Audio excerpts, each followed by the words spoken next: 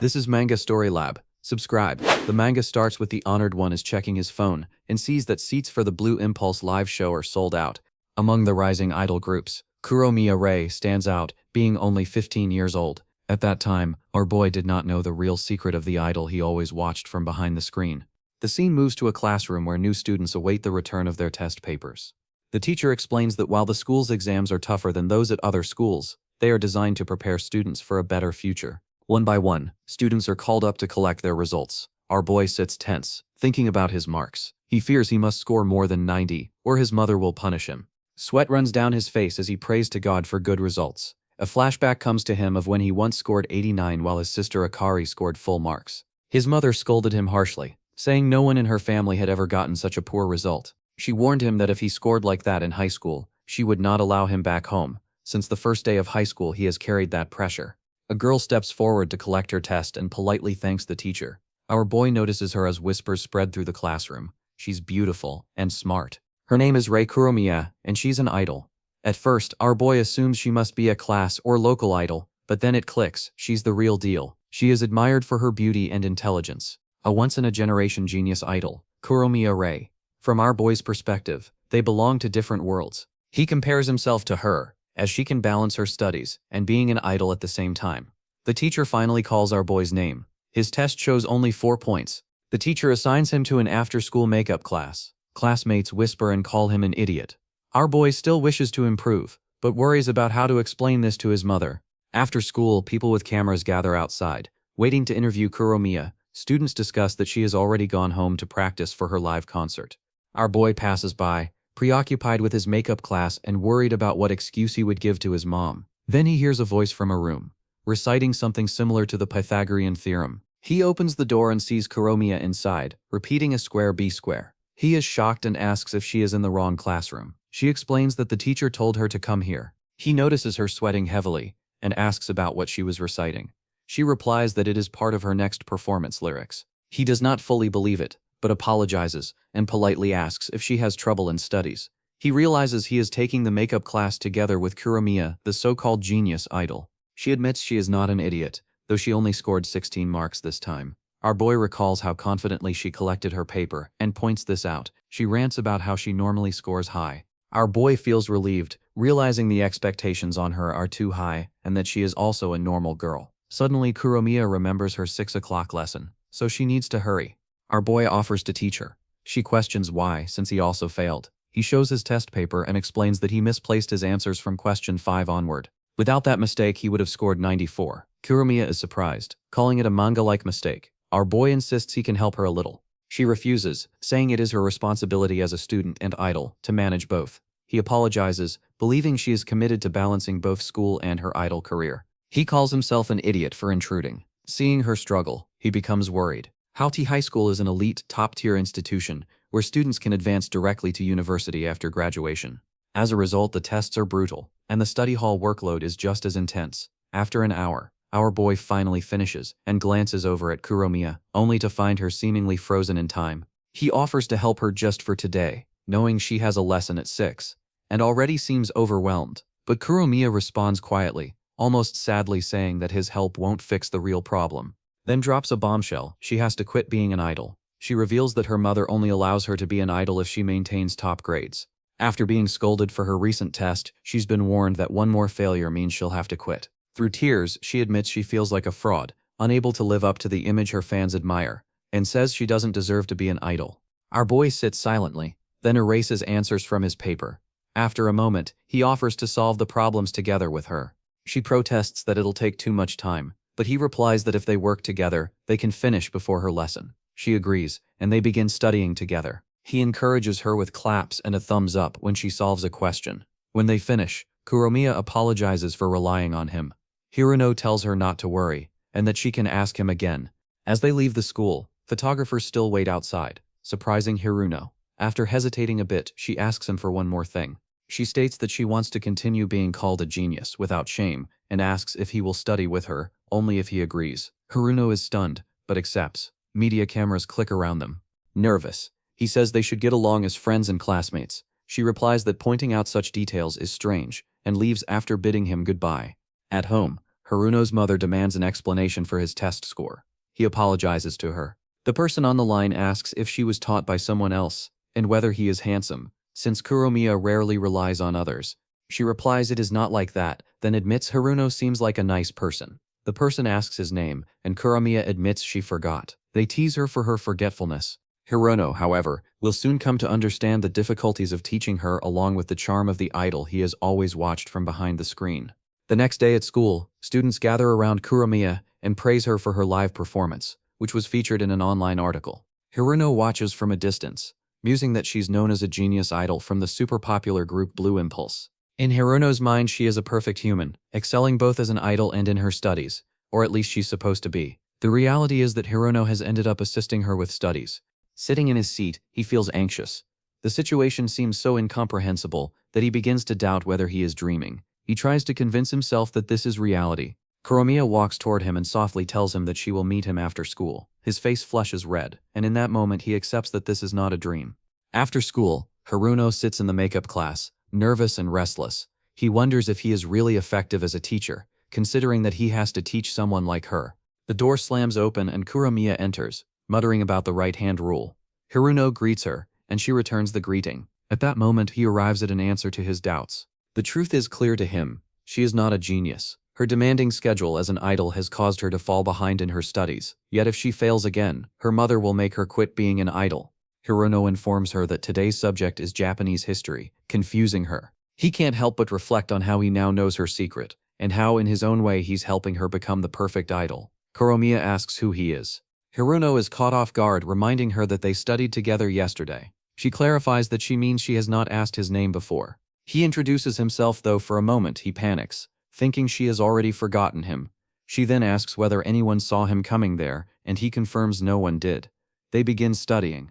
Voices of students jogging outside filter in through the window, while they focus on their lesson. Haruno looks at her, fully conscious of the fact that an idol is sitting in front of him, alone with him in the room. The thought distracts him, but he forces himself to concentrate. When he notices her struggling expression, he asks if she is stuck on a problem. She shows him the part she does not understand. Haruno explains that it is a specialized question. Kuromiya panics and admits she is not good with such material. He tells her there is a lot to memorize. She confesses she is not good at remembering names to begin with.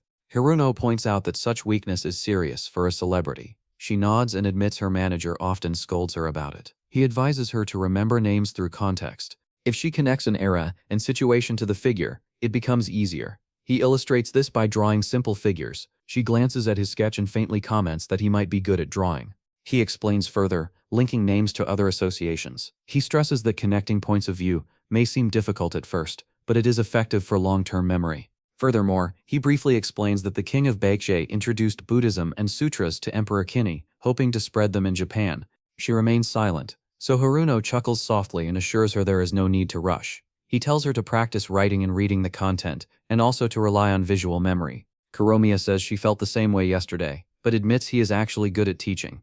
Haruno thanks her. She adds that with his help, the material is easier to understand and remember. She expresses gratitude and calls him Fujita.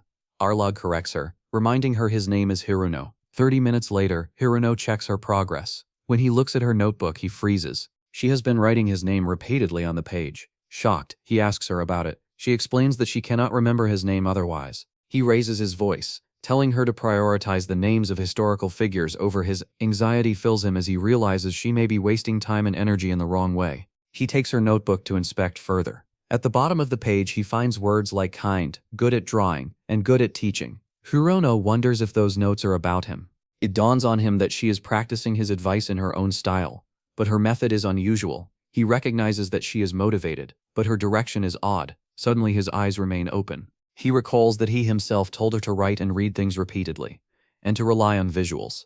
She is doing exactly that. Kuromiya begins to repeat his name aloud. Haruno asks her what she is doing, but she pulls herself closer to him, nervous. He mutters that she is getting too close. She leans in, says his name again, and announces that now she remembers it. After that, she continues working hard to memorize the names of others. Kuromiya is leaning so close to him that he freezes in place, her breath brushing lightly as she utters the words of her line. He is utterly confused because he is supposed to be teaching her English, yet the situation has turned into something he cannot process. She finishes her sentence and looks at him with expectation, asking how she did. Haruno's mind spins as he tries to recall how it even came to this. 30 minutes earlier, he had held in his hand some music notes that Kuromiya received for her performance in music class the next day. She confessed that she did not know how to pronounce certain parts in English, and asked him to teach her. He wondered whether she usually sang English songs with natural skill, or if she relied on cue cards for pronunciation.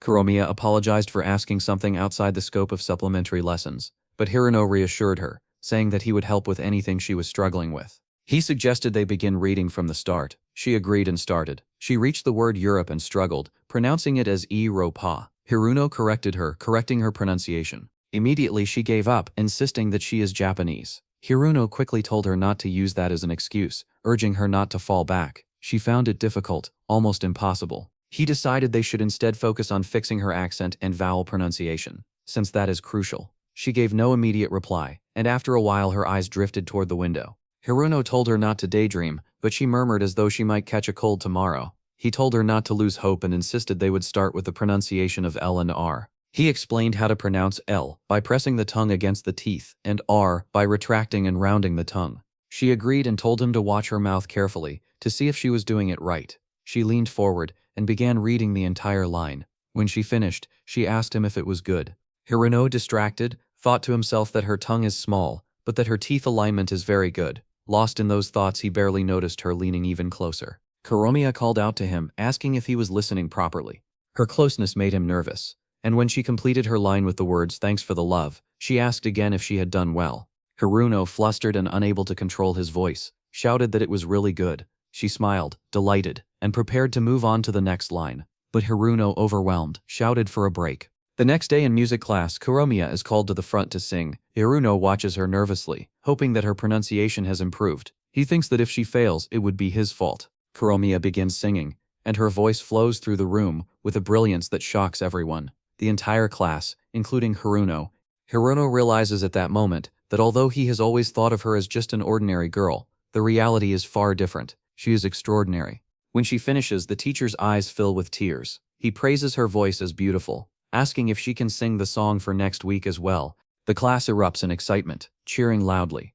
Kuromiya freezes, uncertain. Haruno stiffens as well, knowing she has not practiced the next song. The teacher urges her again to begin. Kuromiya anxiously glances at Haruno, silently asking for help. The teacher notices her hesitation and questions her. Haruno raises his hand, his body trembling. He speaks up with effort, explaining that Kuromiya is an idol, and they should not strain her voice too much. The teacher listens and agrees, telling her to save it for next week.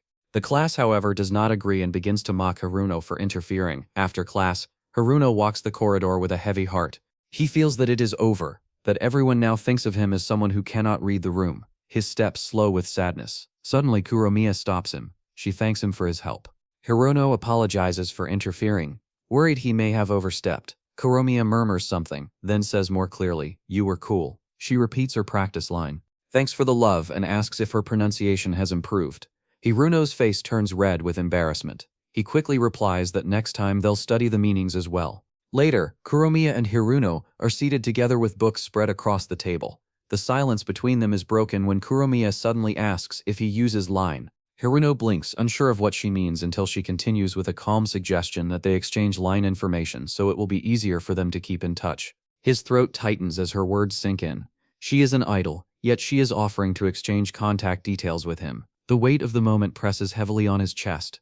Haruno nods hesitantly and mutters that if it is fine with her, then he agrees. His hands shake slightly under the table as his thoughts scatter in endless circles. He worries about whether it is really acceptable for him, whether he can open his phone freely in public without drawing suspicion, and what might happen if his phone is hacked. The idea of her information being exposed terrifies him. He tells himself that exchanging with classmates is one thing, but with her it feels far too heavy. While he is caught in this spiral, Kuromiya lifts her phone and gives it a light shake in front of him. The simple action pulls him back to reality.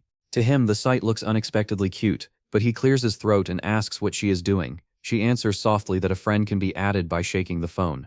Haruno looks at her with calm seriousness and explains that the feature was removed long ago.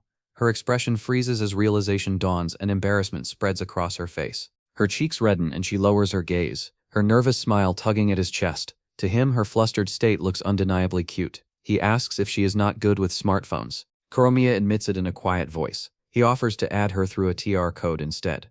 They lean closer and after scanning, her profile appears on his screen. His eyes widen when he sees the photo. It is Kuromiya with her dog, both of them smiling. His lips move before his mind can catch up, blurting out the word cute with too much force. She lifts her head quickly and asks if he is fine. His face burns and he stammers that he means the dog looks cute. Her shoulders ease and her smile softens as she begins speaking fondly about her dog. She tells him that the dog is only 3 years old and that she loves taking him out for walks. The way her voice warms while she talks makes her look even more gentle. She turns to him with bright eyes and asks if he also has a dog. He quietly shakes his head. Without missing a beat, she exclaims with enthusiasm that he should have one too. Her cheerful tone spreads warmth in the space and Haruno can only nod faintly in response. His eyes return to her profile picture again, and he realizes how different she looks compared to the idol Kuromiya on stage. He says that she appears different. Kuromiya answers calmly that it is because of hair extensions. She explains that at work she wears them because her idol image demands it, but in school she avoids them due to the rules. Haruno mutters to himself that it sounds tough. She responds that wearing the extensions helps her switch into her idol version, but without them she feels more relaxed, closer to herself. Her words shock him more than expected. His eyes widen as he asks whether she is relaxed right now. She meets his gaze and confirms it with a shy nod. His chest feels tight and he speaks firmly. He says being famous is already hard and adding school makes it harder. He tells her to let him know if it ever gets too much. Kuromiya lowers her gaze, her cheeks glowing. In a soft voice, she admits that she feels she can relax in front of him. The moment she hears her own words, her face flushes red. She quickly gathers her belongings, blurts out that she has to leave for her lesson, and walks away in haste. Haruno is left staring after her, confused and unsettled. The next day arrives and Haruno sits at his desk with a restless body and a nervous heart. He could not study properly at home. His mind had been consumed with the thought of receiving a line message from Kuromiya, but no message came. He convinces himself that she must be too busy as an idol, with work and studies leaving her no spare time. Still, the silence weighs down on him. As he struggles with his thoughts, a classmate announces loudly that everyone should join the class group chat. Soon his phone buzzes with messages and invitations. He joins the group and scrolls through the conversation. As expected of students at an elite school, the topics revolve around studying and lessons. He nods absent-mindedly at their discipline, but then notices something that makes his heart skip. Among the group members, he sees Kuromiya's name and profile picture. He compares it with the account she exchanged with him yesterday, and realizes instantly that this is different. The private account is not added here. His pulse races as he sends her a message asking if she has 2 accounts. She replies that she does. He types again asking if she doesn't share her second account. Her response comes quickly. She writes only to look over there. He lifts his head and turns toward her. Kuromiya meets his gaze and silently presses a finger against her lips. The quiet gesture strikes him deeply. His cheeks flush bright red as the meaning settles over him. Another secret has been entrusted to him. Haruno is packing his bag while his eyes drift once again toward Kuromiya. Students are surrounding her, their voices rising with question after question. Normally she answers them with cheerful patience. Yet today, her replies are short and bland, her expression calm but distant. Even in this manner, the students around her remain impressed. Haruno overhears 3 boys whispering near him. One remarks that she is unbelievably patient, almost like a saint. Haruno exhales quietly. He knows that they are misunderstanding her in a positive light, and even though it looks admirable on the surface, he feels uneasy knowing that this is the reality she faces every day. The same boys keep talking. Another one leans closer to his friends and says that he wants to go out with her.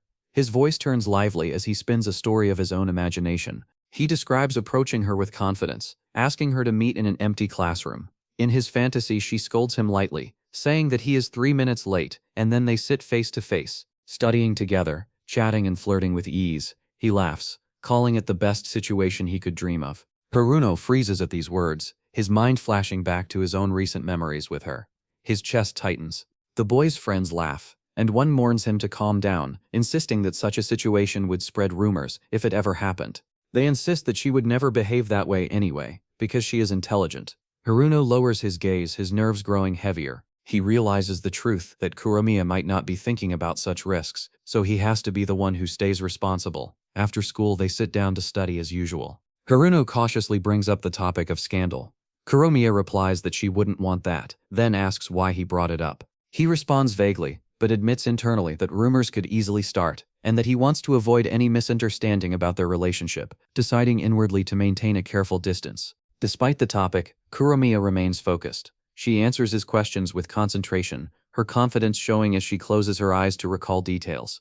Haruno corrects and guides her, shaping her answers with quiet patience. At one point, when she opens her eyes again, she notices that he is sitting further away than before. She looks at him directly and asks about it. He explains in a steady voice that he does this only to prevent unnecessary trouble for them. Kuromiya frowns softly. She asks if being close to her would cause him trouble. He quickly denies it, saying that is not what he means. She lifts her phone, then shows him a picture of her dog. Without thinking, Haruno mutters from where he sits that it looks cute. Kuromiya begins to close the distance between them, yet Haruno instinctively shifts away. He steps back slowly, retreating until he finds himself pressed into a corner. Kuromiya follows without hesitation. Her eyes fix on him as she asks why he is running away. Her closeness makes him flinch and his voice rises with panic. He shouts that it is dangerous. He admits that he is trying to avoid creating rumors that could damage her reputation. Kuromiya studies him for a moment, then sighs and speaks with honesty. She says that he was only avoiding her because of some whispers. She tells him that she is always cautious about such matters. Her voice sharpens with curiosity as she adds that perhaps he is the type who makes overly strong assumptions. Haruno lowers his gaze, regret seeping into his tone as he apologizes. Kuromiya breaks the silence and calmly reassures him that he doesn't need to move away. She tells him directly that he's a good person. She adds that she hasn't heard any strange rumors, so their secret is still safe, and that should be enough to ease his worries. Haruno feels the tightness in his chest fade, relief washing over him. Kuromiya looks at him with a softer expression now. Her lips curve faintly, and she murmurs that she does not hate that part of him. The words strike him deeply, and his body trembles slightly. To him, it almost sounds like a proposal or at the very least an intimate confession. He grips tightly at his own thoughts, reminding himself that she is a professional idol. She has surely thought carefully about crisis management, and he does not need to protect her so obsessively. Yet at the core of his heart, he only wishes to keep her safe from becoming a victim of senseless rumors. He is lost in these thoughts when her voice cuts through his silence. Kuromiya wonders if they can meet on the upcoming weekend. His eyes remain wide open, and after a pause he finally utters that they should go to karaoke so they can study there. She agrees without hesitation, telling him to head there first and wait for her. When the weekend arrives, he reaches the karaoke place before her.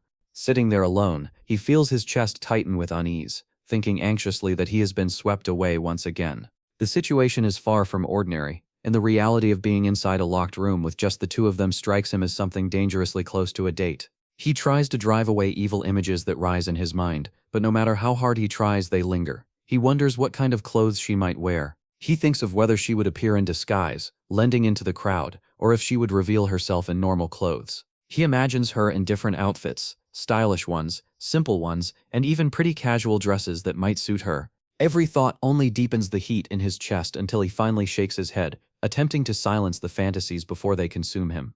Suddenly, the door opens. A girl steps in, apologizing for making him wait. He quickly denies that she made him wait long, but his eyes fix on the figure before him. Blonde hair falls from beneath a cap, and for a moment he does not recognize her at all. His first thought is that someone has entered the wrong room. Then she removes the cap and reveals herself. It is Kuromiya. The realization stuns him, leaving his eyes frozen wide as he mutters her name. She nods, explaining lightly that the day is unbearably hot, and suggests they sit in back. He agrees at once, but in his chest a sharp thought cuts through. Her earlier warnings about being careful. She had been right all along. She had prepared for this meeting in her own way, while he wasted his time drowning in unnecessary worry. Kuromiya settles into the sofa, and when she notices him still standing, she asks if he is not going to sit. He blurts out that he will, yet his mind betrays him. Sitting across from her feels heavy, and the natural fresh charm she gives off in her normal clothes pulls at him uncontrollably. She takes something from her bag, and curiosity pushes him to ask what she is pulling out. In her hands is a tambourine. His eyes widen again. He reminds her that they came here to study, not to sing, but her carefree energy fills the room regardless. They begin their study session, and to his surprise they can concentrate better than he expected. The environment, though odd, does not distract them as much as he had feared. At one point he notices the room growing hot, and hands her a body sheet to wipe her sweat. She accepts it gratefully, thanking him before pressing it to her skin. His gaze lingers longer than it should, the simple image of her wiping herself in her casual outfit carrying an innocence that feels both fresh and dangerously exciting. His heart beats faster, and he begins to panic. Abruptly he stands, claiming that he will adjust the air conditioner to avoid heatstroke. In truth, he is trying to escape the surge of thoughts that threaten to consume him. As he presses the remote, the television suddenly lights up. An advertisement begins playing, and it is none other than Kuromiya's new song. She shifts uncomfortably and mutters that he does not need to watch it, her tone betraying embarrassment. He wonders aloud how an idol can be embarrassed by her own commercial. She avoids his eyes, explaining softly that she just does not want her friends or family to see it. He finds her logic strange, but before he can say more, she urges him to return to their studies. Time passes quickly, and when the session ends, he protests immediately, telling her that she should not. But she reminds him that she works and that this is the least she can do to repay him. He shakes his head, saying it still feels wrong. She explains again that if she does not pay, then there is no benefit for him in coming. She calculates aloud, deciding that 2,000 yen should be fine. She glances at the slip, noting that the amount is not far from what she carries. Then her lips curl with a teasing remark, pointing out that being with a popular idol like her should count as a benefit too. His chest stiffens at her words, and he insists again that he will pay. She quickly denies him, holding firm to her decision. He asks her to hand him the slip. She refuses. Their hands tug back and forth, pulling at the paper, neither willing to give in. His strength finally wins. She leans forward, demanding he return it. Suddenly, her foot slips against the floor, her balance falters, and in an instant they both collapse onto the sofa. She lands above him. Their eyes meet in stunned silence, wide and uncertain. Both of them are embarrassed about the situation. They immediately get up from the sofa and begin apologizing to each other. After a brief pause, they awkwardly sit back down. Kuromiya asks him if he is not going to sing something. He agrees with hesitation. She gently says that it would be nice if they sing together. He confirms, still uncertain, and she encourages him sweetly. She begins searching for a suitable song while asking him for suggestions. He, however, is distracted, quietly admiring her presence and the faint fragrance around her. He suggests singing her new song since it has just been released. She refuses, saying it would be embarrassing. They eventually decide on a song titled Scott Act, the same one they sing during music class. Both of them begin to sing the lyrics together. In the middle of it, he drifts into a flashback of when he first wished only to help her. Now he questions himself, wondering why he continues assisting her with studies, whether it is because she is an idol. Suddenly, Kuromiya stops singing and tells him that she cannot read the lyrics of the second verse. He tells her to skip it and suggests returning to their English studies instead. His face grows warm with sweat, but he expresses that he is glad they managed to sing that song earlier. Kuromiya then replies that she has been enjoying studying lately. She thanks him sincerely and insists that she must repay him. She says it would not be right if only she were receiving and not giving anything in return, adding that as an idol, she is supposed to inspire people. If she does not, then she does not deserve to be with him. After a moment, he responds that he wants to pay for today. He doesn't like the way she talks about things in terms of benefits. Her determination to chase her goals, he explains, is something he finds genuinely amazing and inspiring. He admits that it's that part of her, the part that keeps trying, that he really admires, and that's the reason he wants to spend time with her. Realizing the weight of his own words, he suddenly pauses. His face flushes with embarrassment, and he apologizes, saying it is only a general statement. Before he can finish, Kuromiya interrupts and tells him that she also wants to spend time with him. His eyes widen, and his face turns red as he tries to calm himself. She persists and says she still wants to give him something in return. She then asks if he would like to hear her song. He looks at her with curiosity, unsure if it is acceptable. She admits that it feels embarrassing, since she never sings in private, but holding the microphone she says that she wants him to listen. Later, after returning home, Kuromiya receives a message from Sora, asking about the karaoke time she spent with the boy. She replies with little interest.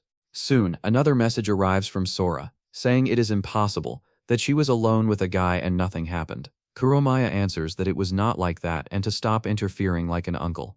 When Sora points out that it seems like she has found a friend, Kuromiya agrees. Sora then demands details about what happened. Kuromiya pauses as she recalls the events at karaoke, and finally replies that it is a secret. Sora insists that she must let her meet him the next time. Kuromiya is the center of Blue Impulse, known as the genius idol for her prestigious school and standout performances. Yet she has a secret. Alone in her room, she lies on her bed and sends a message to Haruno, thanking him. He replies that he should be the one thanking her. As she lies there, she recalls what she said to him at karaoke and feels a wave of embarrassment. Suddenly she sits up, remembering that she has to review today's lesson. Still, her thoughts drift back to Haruno, and she admits to herself that he looked quite stylish. The scene shifts to Haruno. When he arrives home, his younger sister Akari greets him at the door. She asks about his date, since a man and a woman meeting alone in a locked room is considered a date. Embarrassed, Haruno shouts at her, saying she only speaks like that because she does not know the other person. He adds that even thinking in such a way is like staining her existence with sin. Akari calmly responds that it is good she chose his clothes. He thanks her for her help. His usual clothes were so boring that she suggested a better outfit, so he would not feel embarrassed. She also tells him to buy new pajamas in case anything unexpected happens. Later, while sitting at his study table, he mutters to himself that pajamas are not lame. He opens his phone and begins searching for stylish pajamas for men. At that moment, a message from Kuromaya appears. She writes that she still does not understand a part, even though she practiced today. He asks her about it and she replies by asking if they can discuss it on a call. His eyes widen at the message. He is an introverted high schooler, and although he owns a smartphone, he has never made a call. He hesitates, unsure how to respond. Haruno considers searching for the right way to reply, but does not want to keep her waiting. Finally, he convinces himself to try calling, yet when he attempts it, he mistakenly presses the button for a video call. Kuromaya accepts the call and greets him politely, saying she did not expect him to make a video call. On his screen, he sees her in pajamas. She smiles and remarks that he is the same person as before, and that his clothes now look cuter, compared to his daytime outfit. His eyes remain open. He always cursed his past self for his lack of care. He never showed interest in appearance and foolishly believed that the clothes his mother bought were acceptable. He thinks of Ikari and realizes that at least once he should have doubted the foolish look of his past self. He admits inwardly that he truly wants to change his clothes. As he lingers in silence, Kuromaya asks if he is all right. He quickly changes the subject and asks about her difficulty. She explains that her problem is with mathematics. He begins teaching her through the screen, carefully explaining the solution. When he asks if she understands, she nods in agreement. Then she suddenly adds a simple remark, saying that negative and negative make positive. Surprised, he questions why she says this. She explains that both of them started from negative positions, each being scolded by their parents. But after meeting him, she began to study properly. Now they are friends, speaking on the phone like this. His face flushes red. She continues, saying that she likes it, even if it resembles a mathematical calculation. As the night grows late, Kuromaya says that she should sleep. She immediately lays down on her bed before ending the call, and says goodbye. Haruno remains still, confused by the words he has just heard, convinced that he was not supposed to hear something like that. With restless thoughts in his head, he lies down on his own bed. He decides that he will go shopping this weekend. The next morning begins, but he has not slept a single moment through the night.